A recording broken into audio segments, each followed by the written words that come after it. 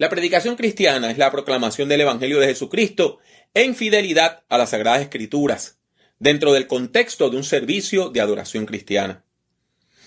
La predicación ocurre cuando una persona de fe comparte un discurso sagrado con una comunidad de fe, con una comunidad cristiana. La Iglesia delega la tarea y la autoridad de compartir estas reflexiones en personas que son maduras en la fe, que deben prepararse adecuadamente para cumplir con la tarea de proclamar el mensaje de Jesucristo. Estas meditaciones espirituales deben hablar al corazón de la audiencia, reflexionando sobre la realidad que enfrenta cada día a la luz de las enseñanzas de la teología cristiana y en fidelidad con la Biblia, la palabra de Dios, que es nuestra regla de fe y de conducta como Iglesia de Jesucristo. El propósito u objetivo de la predicación es ayudar a las personas que escuchan el mensaje a interpretar sus vidas a la luz de la fe de Jesucristo, a la luz de la fe cristiana. Dicho de otro modo, la predicación busca ayudarnos a vivir la vida abundante, en fidelidad a Dios, en comunión con los demás y en armonía con la creación. En términos personales, el Evangelio presenta un guión de redención, una historia de redención que ayuda a la persona creyente a examinar su propia vida, a identificar los momentos dolorosos de su devenir, a reconocer los errores pasados y presentes y los actos de maldad que ha cometido y a poner todo eso en las manos de Dios. Porque Dios nos ama, nos perdona, nos capacita para perdonar tanto a los demás como a nosotros mismos y nos capacita para vivir con provecho en el mundo que Dios ha creado para la humanidad. Les repito, por medio del Evangelio, Dios nos capacita para vivir con provecho en el mundo que ha creado para toda la humanidad. Quienes deseen predicar, además de la autorización de la Iglesia, como comunidad de fe, deben prepararse debidamente, adecuadamente, para llevar a cabo esta tarea. Aunque cualquier persona madura en la fe puede preparar una reflexión ocasional para compartirla con sus hermanos y hermanas en la fe, aquellas personas que desean predicar profesionalmente, dedicarse al arte cristiano, al oficio de predicar, estas personas tienen que cumplir con otros requisitos para prepararse adecuadamente para esa tarea. La predicación requiere el uso de ideas y técnicas relacionadas con toda una serie de disciplinas. Por ejemplo, usted necesita saber sobre estudio bíblico, o sea, sobre exégesis y hermenéutica. Necesita conocer las bases de la teología cristiana. Necesita nociones de la historia de la Iglesia y del pensamiento cristiano.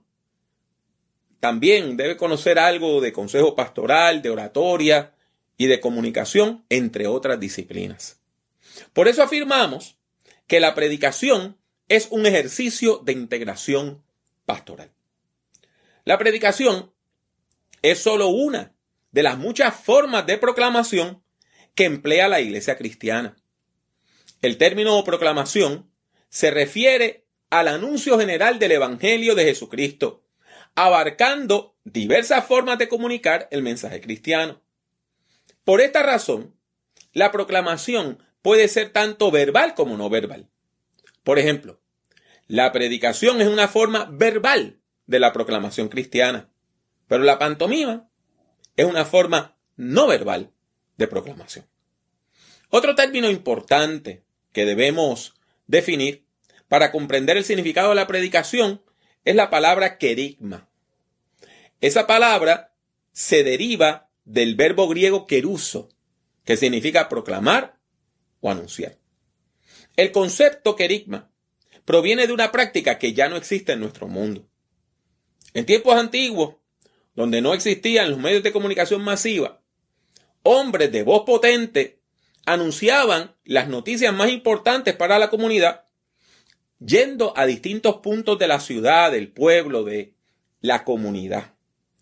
Y estos hombres que gritaban a voz en cuello las noticias, se le llamaba kerux en griego, o sea, heraldos. Y lo que compartían era un mensaje, en griego, angelion.